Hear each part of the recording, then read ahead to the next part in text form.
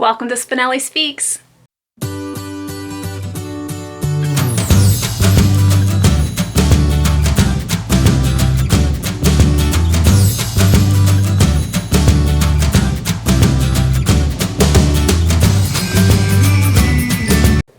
Hi guys, Danny here, and I am totally 80s out. I am so excited to share with you today a totally original 80s music book tag. I am a co-creator with my friend Laura over at Book Bubbler, and we are super excited. We both love 80s music, and we thought, what better way to show our love of the 80s than to make a book tag for everyone? So here we are doing a book tag.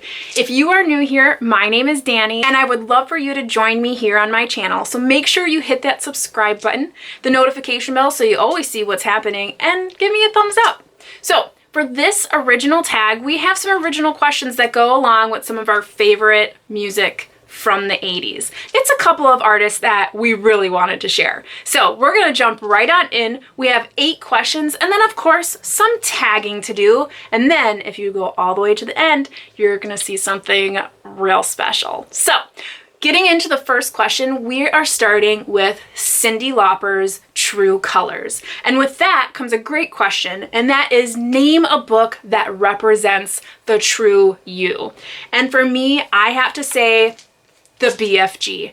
Roald Dahl is one of my favorite authors, and the BFG represents what I just thoroughly love about the world. Travel. He travels to collect dreams from little children, and I love to travel. I also love making new friends, and he made friends within Sophie and the Queen, and it's just one of those books that every time I read it, it makes me smile, and I just really feel like broadened my horizons when it came to reading books. I loved reading Roald Dahl. I still read him today, and I think that's just representative of me. I love to read. I love to hear stories. I love to share stories, and what could be better than sharing them with a friend? So for me, True Colors would definitely be Roald Dahl's The BFG. So the second question, REO Speedwagon, Keep On Lovin' You. Now, if you don't know some of these songs, I completely understand. Not everyone is an 80s fan. I'll go ahead and link the songs below so that you can listen to some really great music.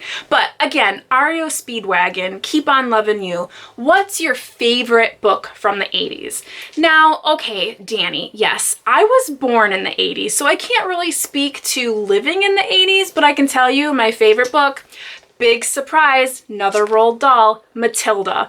My favorite book from the 80s for sure. I am actually currently reading this to my niece and nephew and still enjoying it.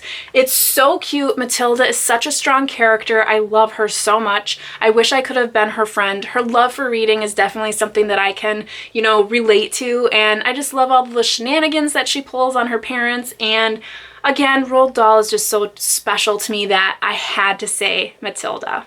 The next question has really great artists, Aretha Franklin and George Michael, and their song, I Knew You Were Waiting. This question is, what is a book published in the 80s that you want to read? Now, this one was a little bit hard for me because I had to look in a lot of the copyright pages to make sure that it was a book from the 80s, but luckily I actually pulled one right off my TBR, which is Fried Green Tomatoes at the Whistle Stop Cafe by Fannie Flagg. I love this movie adaptation. It was fantastic. I used to watch it all the time when it was rerun on the country music station, and I just adore it so much. Had no idea it was actually a book and cannot wait to read this. I'll definitely be getting to this year, and this book was published in the 80s. The fourth question is Whitesnake.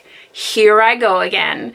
And the question is, what is a book or series or author's new release that you are anticipating? Now, I can tell you, I used to be way more into anticipating new books when Harry Potter was out, when Twilight was happening. It was a big thing to go to the midnight selling of a book. Now, as an adult, I really don't see that as much. But there is one new author that I have just fallen in love with, and that was Abby Waxman. I read her Bookish Life of Nina Hill and just fell in love. And I actually had the pleasure of kind of communicating with Abby Waxman through social media, and you guys, she sent me her newest book.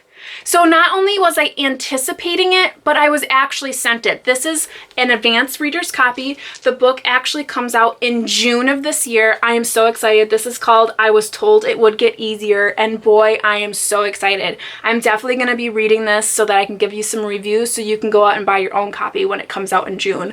I love her writing. It's so relatable. It's so on target. It really exemplifies what women are like nowadays. It's just amazing. I love it. I loved Nina Hill. I can imagine I'm probably going to love this too.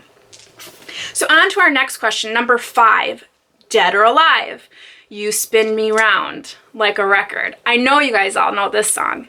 This question is, what is a book you like enough that you want to reread it?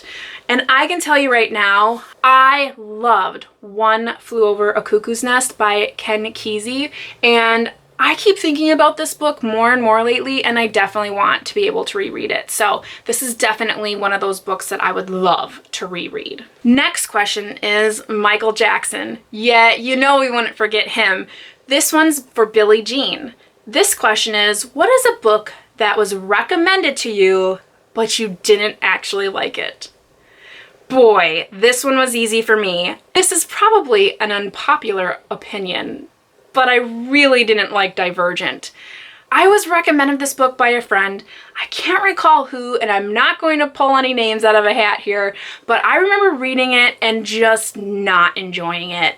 It was too reminiscent of Hunger Games, and quite frankly, the love interest little thing that happened in the book was just grating. It was like nails on a chalkboard. I wasn't interested in it. I thought it was so juvenile, and I really didn't care for it. I felt like in a world that was fighting against one another, why in the world are they worried about a love interest? It just annoyed me. So that was a book that I definitely did not enjoy. I did not enjoy the movie, and I really didn't move forward in that series. Now, you may disagree with me, and you can if you'd not, but that is definitely a book that was recommended to me, and I was like, no, Billie Jean is not my lover. So the next question is number 7, which is Van Halen, Jump. What is a book that surprised or scared you? Now, for me, I definitely have to go with a book that scared me, and that was Dark Places by Gillian Flynn.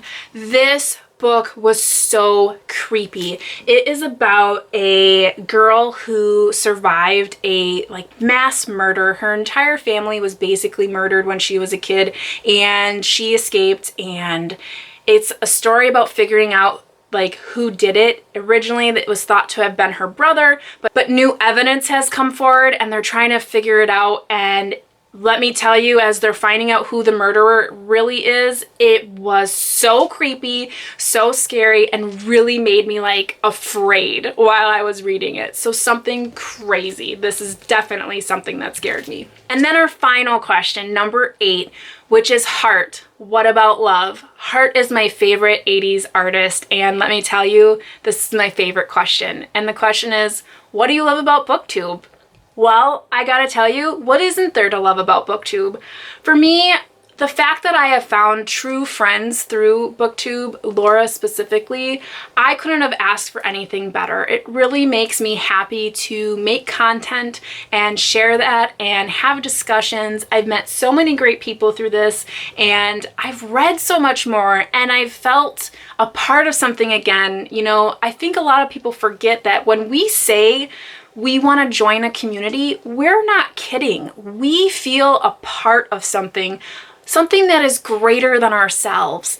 And that is something that I certainly do not take for granted. So I absolutely adore the relationships that I'm building, the people that I'm meeting, the perspectives that I'm getting. I love that when I come on here, I have a different perspective than someone else, or someone who rated a book 5 stars, I rated it 1 star, and I love to see where we kind of felt it was different. I love that. So Booktube to me is something that I am so blessed to be a part of, and I just hope that I can do this for many, many years to come, and hopefully gain some more friends through the process. So that's my answer to that. So those are 8 questions that we thought would be great for this tag. And then time to tag some others.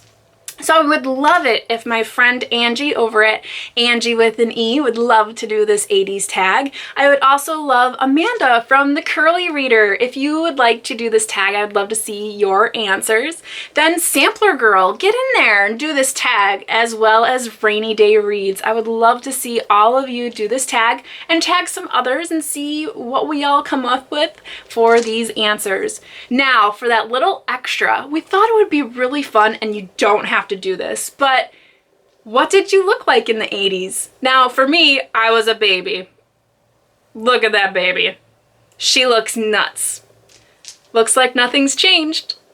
Well, until next time, guys, I hope that you are reading something great. I hope that you are going and taking a look at these great artists, because, man, was the music in the 80s awesome. I'll go ahead and link all of them below so you can take a look at these great artists. And if you would like to do this tag and I haven't actually tagged you, consider yourself tagged. I would love to see everyone share their thoughts, and if you do the tag, make sure you come back to this video and comment so I can come and find your video and check out what you've done.